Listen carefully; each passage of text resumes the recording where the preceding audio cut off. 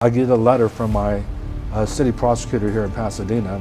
It was a very dark, nasty letter, and he said, if you continue to meet, we will arrest you. We'll fine your church members $1,000 per person per meeting that you've been meeting at. We're talking about millions of dollars.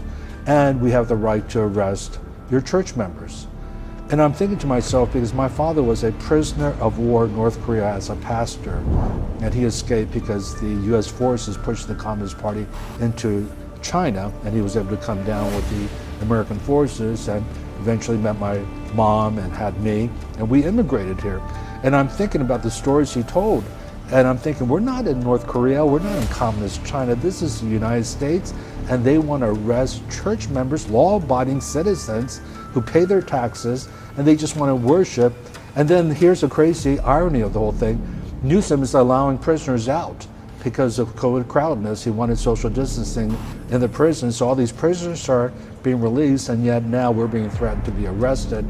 And so we appealed to the district court for relief, and they said, no, you're breaking the law, you can be arrested.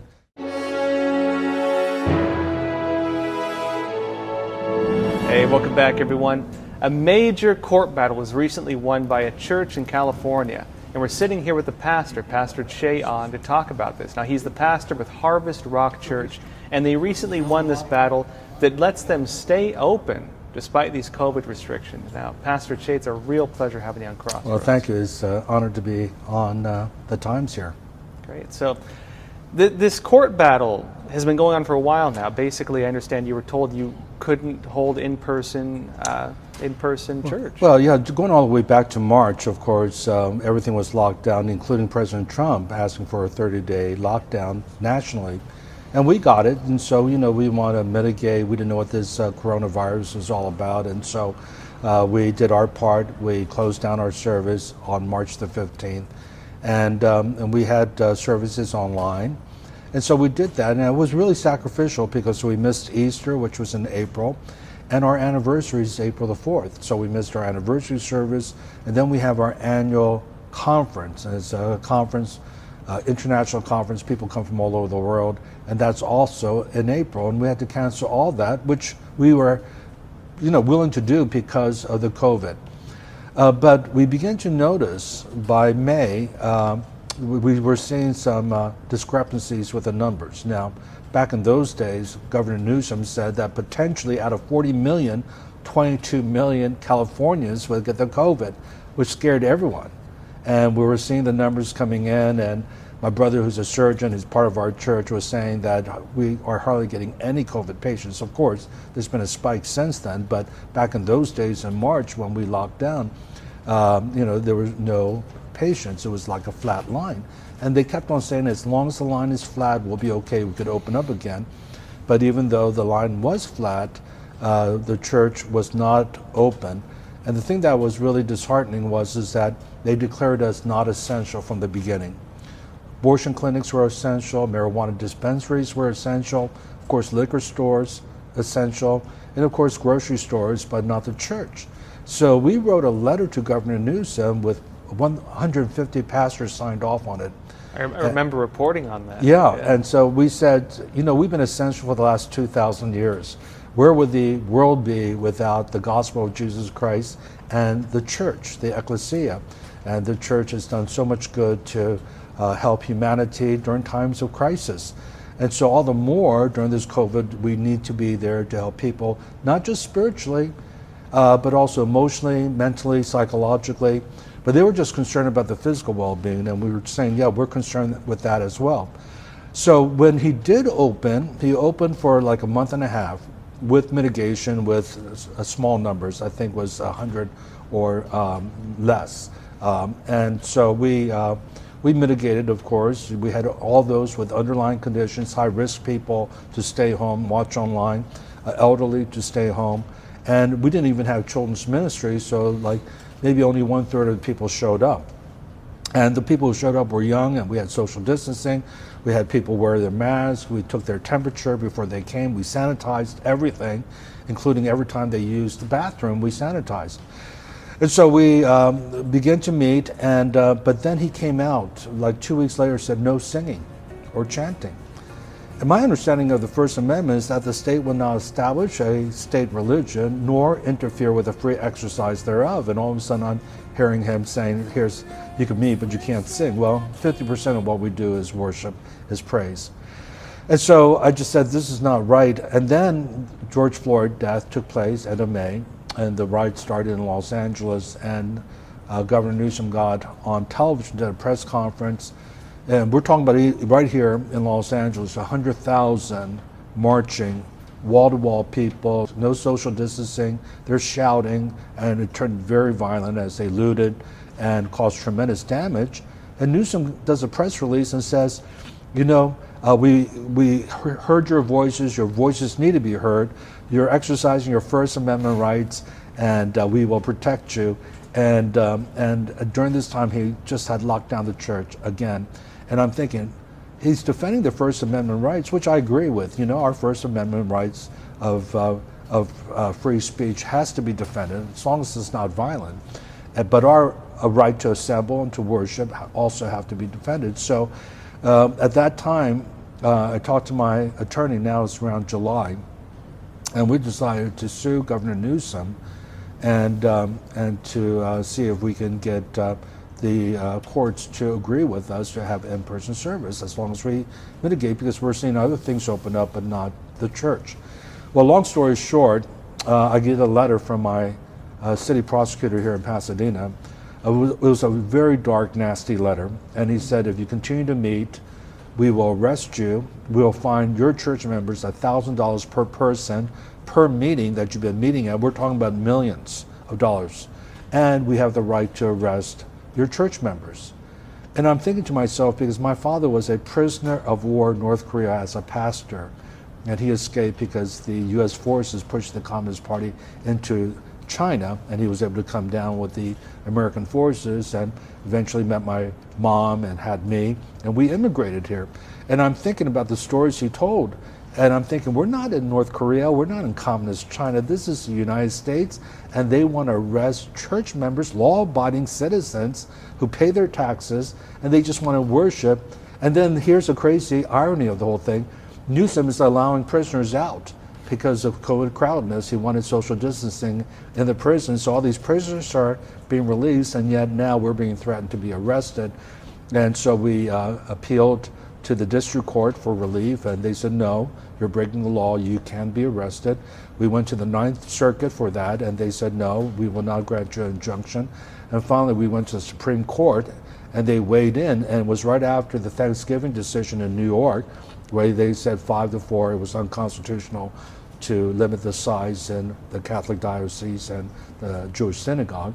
And they contacted us, and they said, yes, what they're doing is unconstitutional, and go back to the Ninth Circuit to correct that. And they gave a roadmap of what the court should do. Meanwhile, we still sued Governor Newsom, and we just felt like our First Amendment rights were violated. And what happened was, long story short again, it took us until February the 5th, we got the news that the Supreme Court decided in our favor, 6-3, which was a kind of a shock because even John Roberts agreed. And he agreed because he had been vacillating. You know, he's been siding with the liberal and siding with the conservative in different cases, but he agreed with our First Amendment rights of being able to meet as a church in person, but we're still contending for the size because they're now saying 25%, and they're still not sure about the singing, and they just said, give us more information on why you should sing and why your number should not be limited. So right now, as we're talking, we are negotiating with the courts, and I don't know if that's the right term to say negotiating, but we are appealing the two other things that were up in the air. But the good news is that churches can now meet in California and exercise their First Amendment rights. And not only in California, I believe it's for the whole nation, because they have clearly shown this is a violation of our First Amendment rights. By the way, to show you how extreme California was with Newsom, 49 states had already opened up churches, 33 completely without any limitation.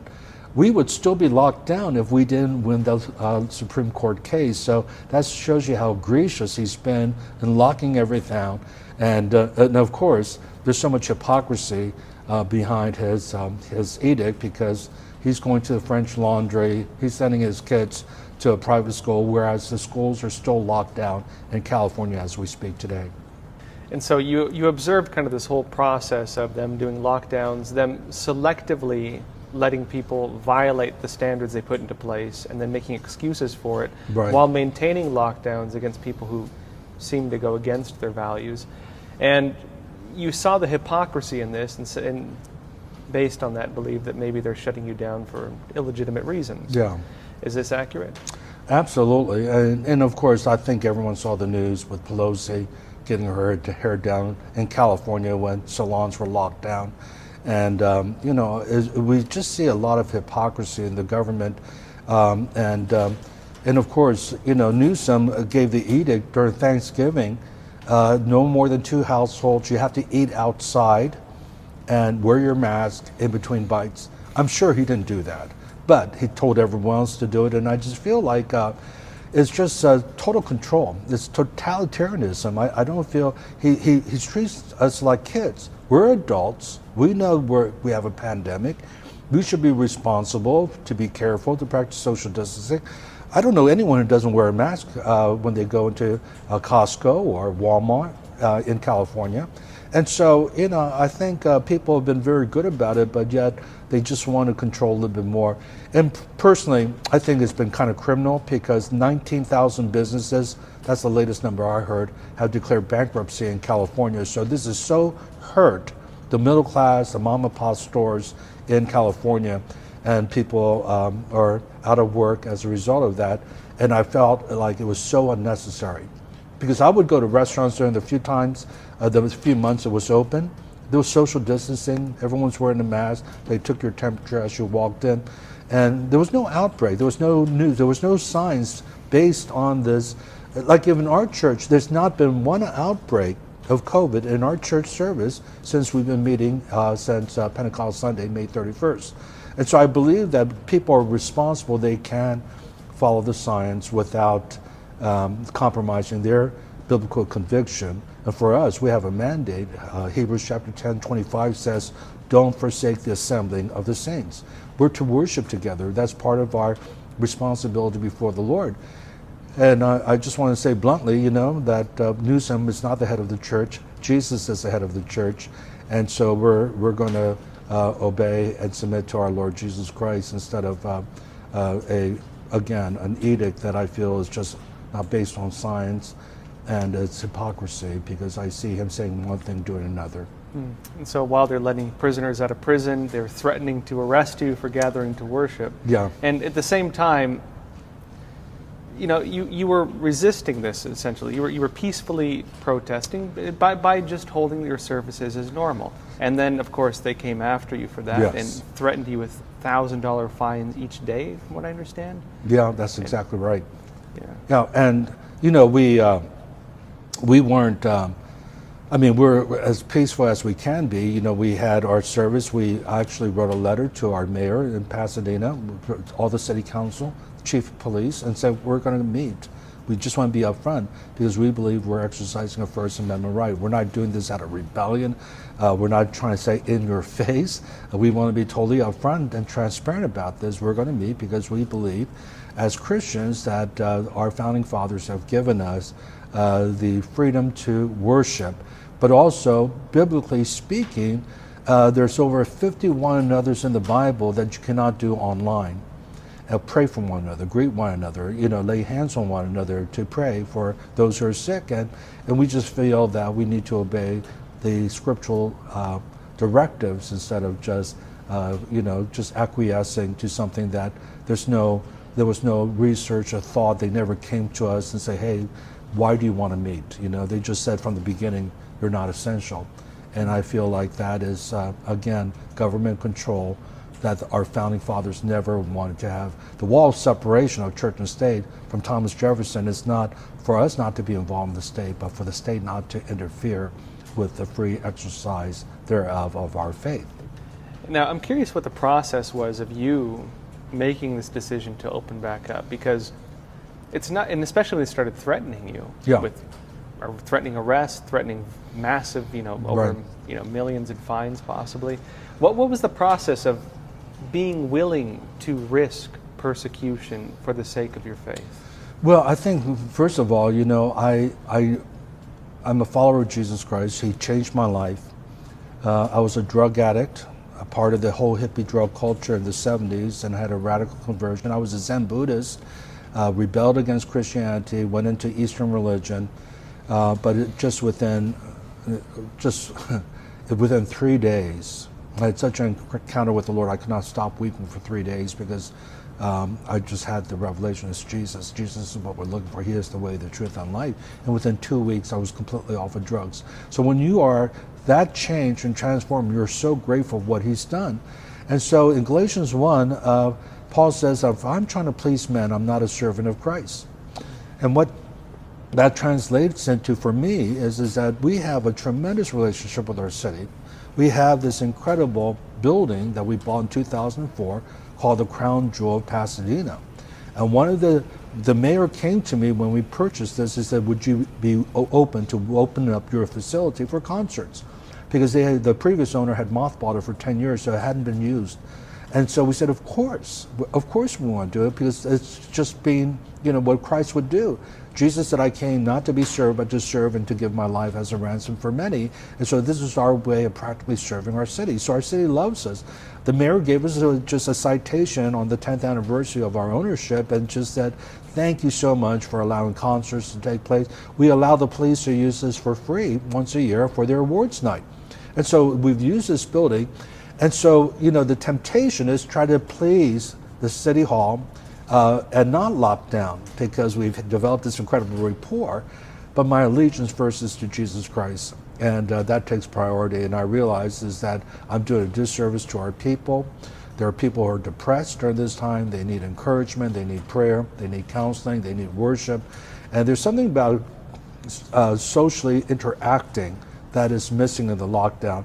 Obviously, we distance ourselves, we space ourselves, but there's something about gathering together that's so therapeutic, that's so healing, and I believe it also improves your immune system. And so I had to weigh the two.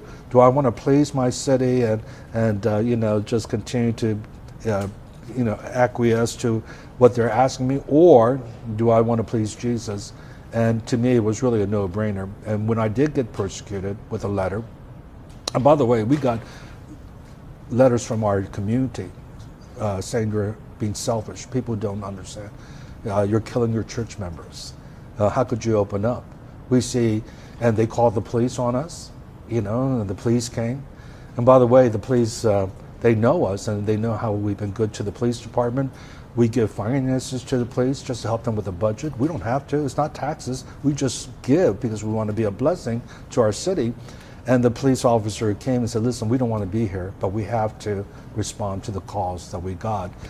And you know what? They said, they're lying to us, because they're saying people are coming without their mask on, and we've been here for almost 2 hours, and every person that we've seen come to your service and leave has worn a mask. And so we're not going to arrest you. We're just here going through the motion because my supervisor asked me to come because of the calls we received. So that's the kind of tension we had to deal with, of neighbors not understanding. And of course, they're not believers, so I don't expect them to understand, because spiritual things are spiritually understood. They just see in the natural, why are you open? And, isn't this, it could be a super spreader by gathering together.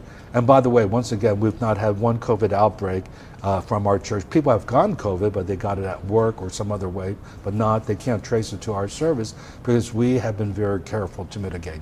Now, I understand that part of the recent decision by the Supreme Court, you're still limited in terms of capacity, from what I understand, and you're still not allowed to sing.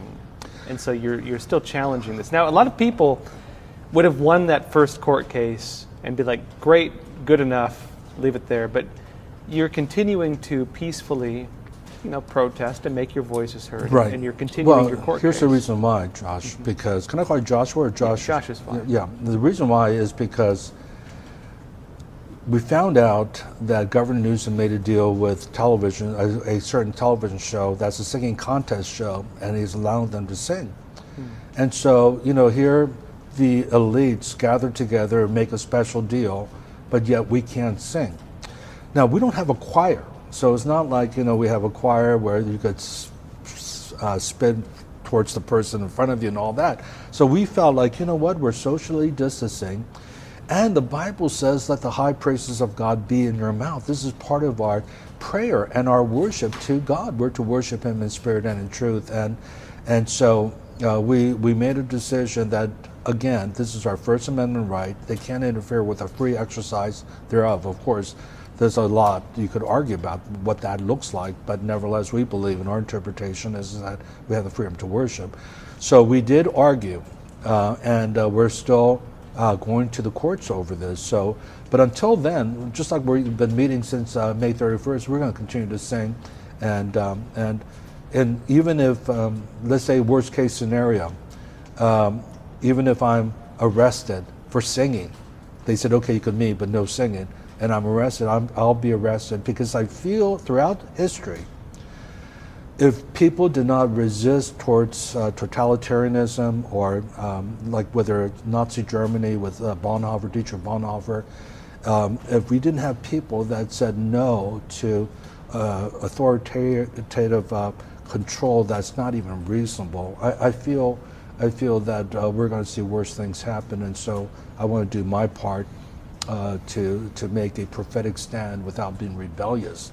And in my own way to say, this to me is an issue of justice, it's an issue of First Amendment rights, and I'm going to exercise that without having a bad attitude or being mean or unkind. And so we're going all the way with this. That's who I am, and that's my conviction. And you mentioned your father was taken prisoner by the North Korean regime and was liberated by the American troops there. What actually happened with this? And I'm curious how this has kind of informed your views on. Well, my father grew up in the city of Pyongyang, which is now North Korea, the capital of North Korea. His father was a school teacher. My dad became a pastor, and on my father's side, Christianity goes all the way back to 1907. With my great-grandmother gave her life to Jesus Christ. By the way, it was American missionaries that came, a Presbyterian missionary to Pyongyang, Korea, which is now North Korea, and the Pyongyang Presbyterian Church was established, and my family were members of that church. And so my dad became a pastor and was during the Korean War, and so as soon as in 1950, where North Korea was divided as communist and the South was declared to be a democratic state, they arrested all the pastors immediately, and my dad got arrested. And the Korean War began. And immediately, thank God for President Truman, thank God for General MacArthur, they got involved in the war. And the war was supposed to be over in 6 months. And they pushed the North Korean forces all the way to the Chinese border. But here's what happened. The Chinese jumped in. And with their sheer numbers, the war lasted until 1953. But during the time when they were pushed back, all the prisoners were released, including my dad. And of course, the safe place to go was what is now South Korea. He came down to South Korea, got involved with a church, Presbyterian Church, Yongnam Presbyterian Church, which was founded in 1945. And my mom went to that church, and so with her parents. And so they met, and they got married and had my sister and me. And then when the Korean government, after the Korean War, had sent students to Washington, D.C. to help rebuild South Korea, my dad was selected to be the pastor of the Baptist group. He basically applied and got the job. And so that's why we were allowed to immigrate. And I thank God, I mean, to immigrate to the United States, and I became a citizen when I came at the age of 4, but by the time 12 years old, we gained our citizenship. And Josh, I've traveled all over the world to almost 100 nations, and it's not a hyperbole because our ministry is in 70 nations. We have a base in 70 countries, and I still come back. And even though California's gone progressively left, it's still the best nation in the world, and I want to fight for the freedom that our founding fathers established, because I'm seeing what my father has described of communism coming in, socialism, Marxism, whatever you want to call it, coming into the United States, and especially here in California. And so one of the earmarks of democracy is freedom of religion. And so I want to fight for that, and I feel like there's a spiritual battle for the soul of America going on right now. And I felt like when President Trump was president, more was done to advance what I would call, just biblical values. He was the most pro-life president, pro-religious freedom, not just here, but throughout the world. So I'm doing my part as a pastor, and with this lawsuit, it's just part of my, it's a protest, but it's all part of democracy. Thank God we live in a country that will allow us to go to the Supreme Court, and thank God for the separation of powers, because if it was just strictly Congress or the president, we'd still be locked down.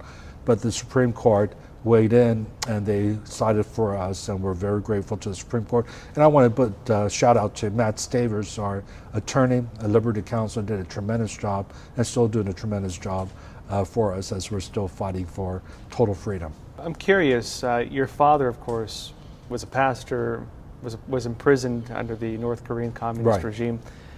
You mentioned he's kind of relayed some of these principles to you in terms of what communism is and maybe why it persecutes Christianity or other religions. What did he tell you about why communism persecutes religion? Yeah, well, the thing that was really more telling is how he was very reticent to talk about it, the horrors of what he saw, the atrocities he saw.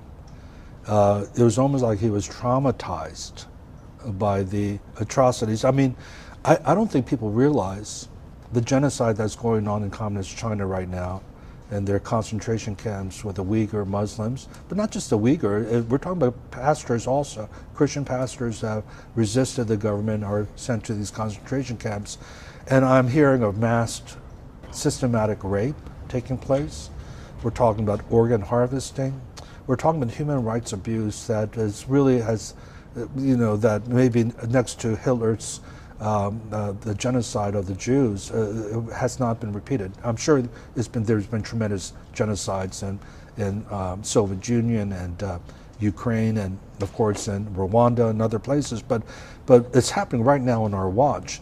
And so my dad would say things like, "You have no idea what took place," and he would just say, "I can't talk about that." It's like, people who come back from war, Vietnam War, whatever, or the Gulf War, and they saw some atrocities. It's just really hard for them to talk. That, to me, was what told me.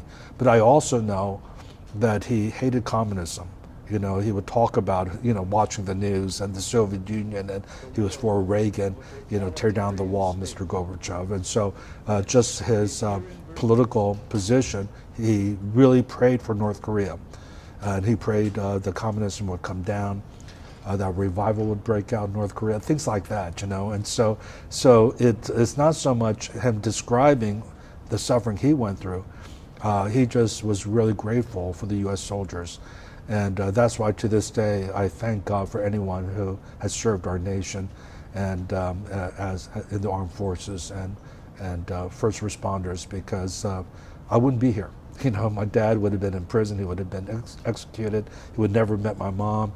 And how God had allowed us to come to the United States is very, very, moving. And it's amazing because here I am, Asian, Korean American, and I feel like I'm more patriotic than some of my white friends because they hate America. Some of what they say, and I just say, "What are you talking about? You don't know how good we have it here," because I've traveled, like I said, because of our ministry.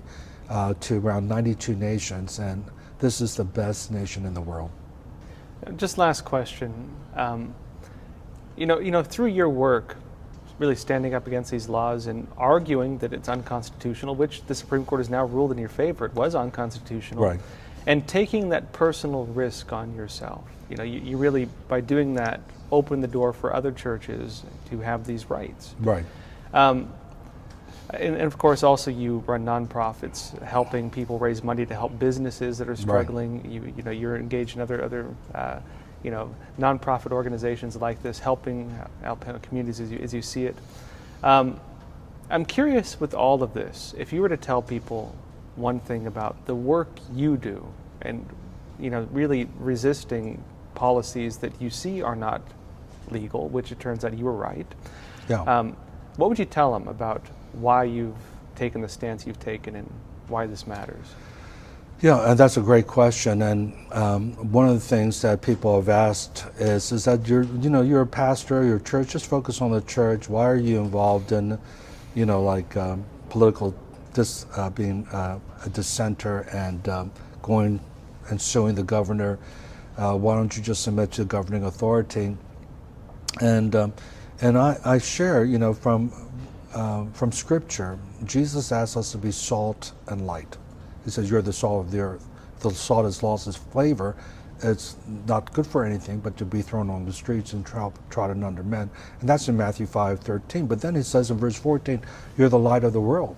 A city set on a hill cannot be hidden. Let your light shine before men that they may see your good works and glorify your Father who's in heaven.